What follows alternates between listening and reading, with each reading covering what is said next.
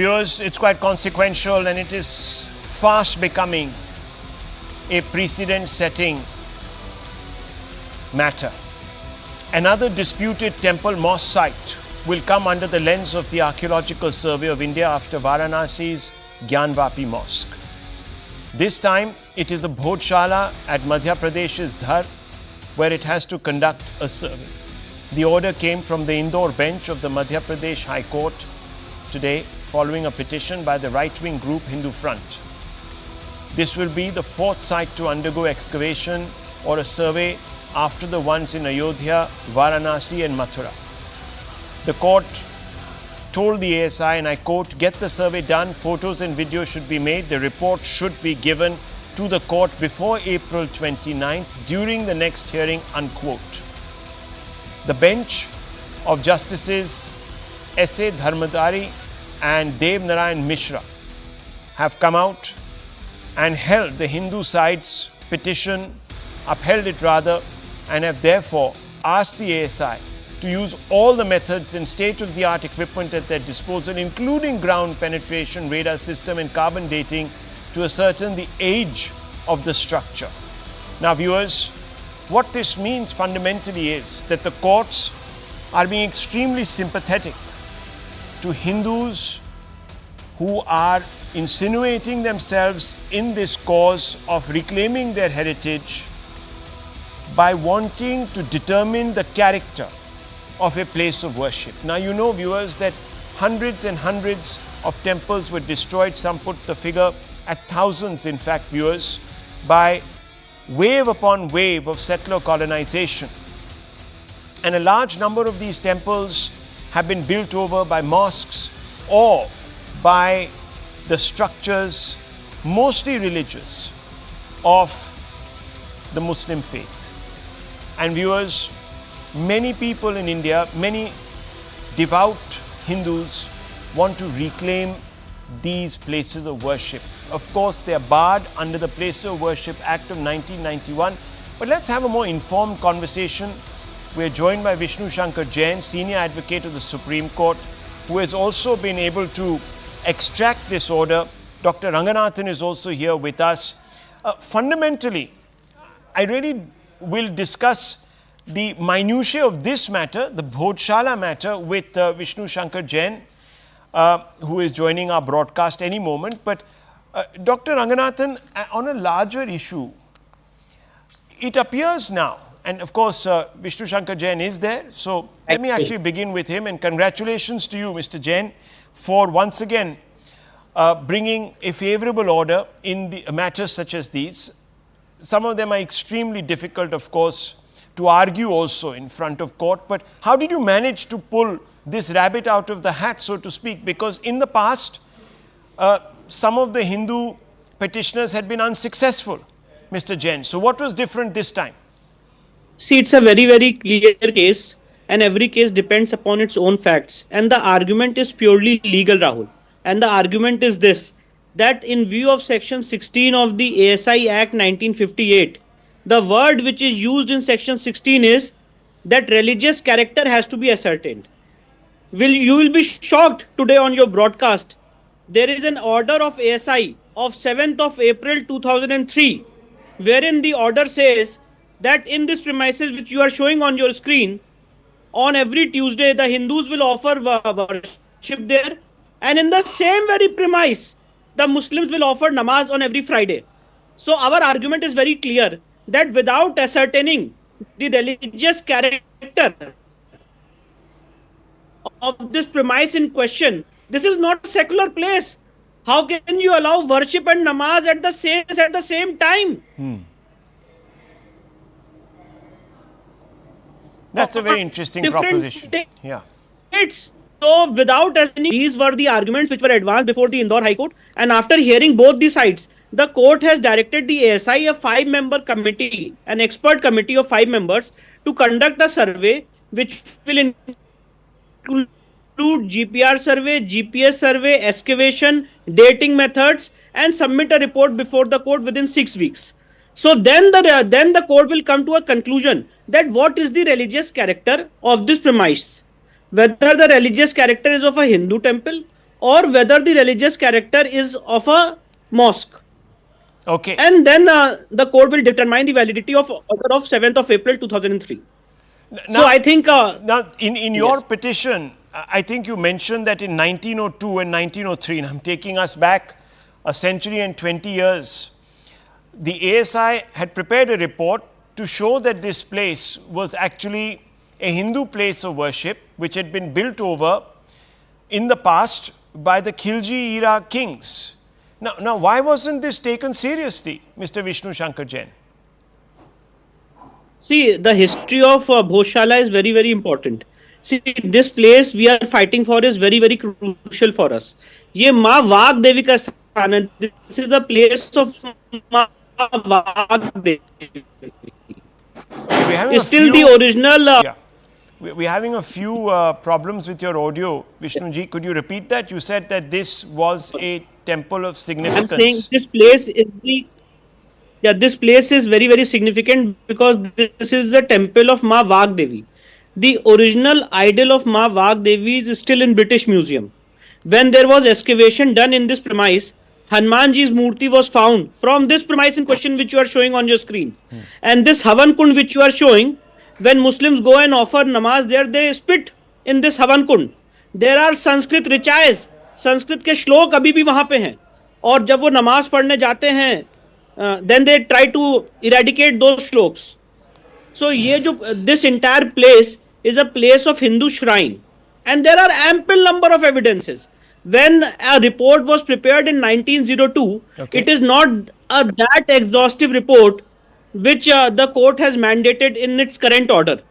This mandate given by Indore High Court has a very large significance because the mandate of the Indore High Court is very vast to conduct GPR survey, to conduct GPS survey, to do dating exercise, apart from that to do excavation within this periphery of 50 meters and then submit a report within 6 weeks. So this much detailed exercise was not conducted. But my point is this, that there is history of Bhojshala, and through ample number of historical evidence, Rahul, we have filed in the court. Okay. 52 photographs we have filed which shows that this is the site of Ma Vag Devi. But you cannot win a case only by history. I understand. You need current facts, you need current status report, you need current expert committee evaluation. And that's why we had argued before the court that in terms of section 16, a religious character has to be ascertained. And after hearing both the sides, the Indore High Court has passed this order.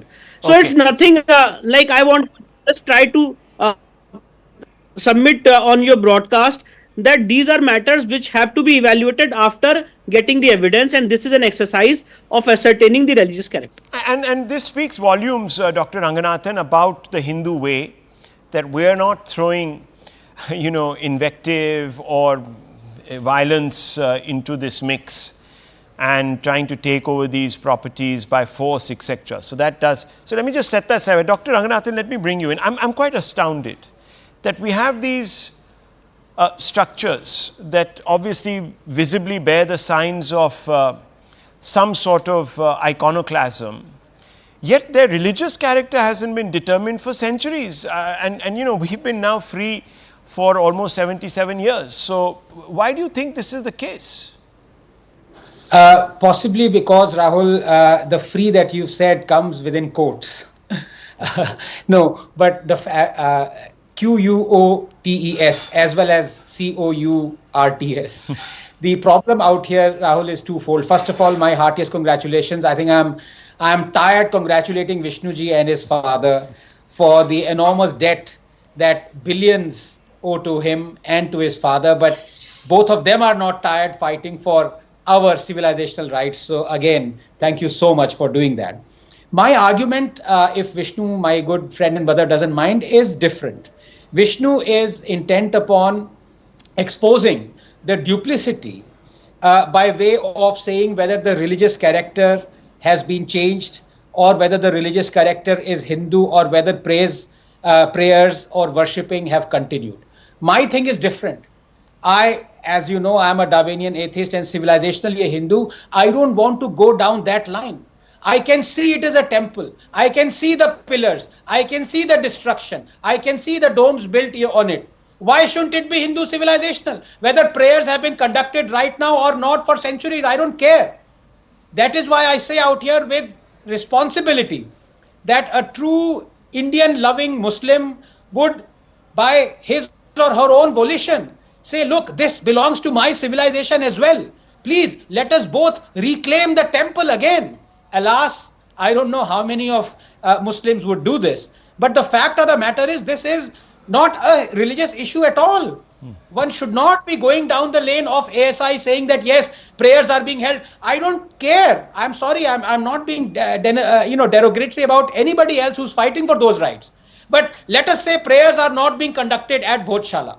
Does that change the fact that the temple was demolished and the mosque was built on it? Does that change the fact that I would want to reclaim my civilizational heritage? Why should I care whether a prayer is being held right now or not? This is the problem. And the problem, as you correctly said, when we are going through the legal route, inch by painful inch, this is a fight. And I don't know how many of us are willing to risk everything as Vishnu Jain and his father have risked. I dare say not many, Rahul. Well, let me just come back to you, Vishnuji. Now, you've taken obviously this longer approach.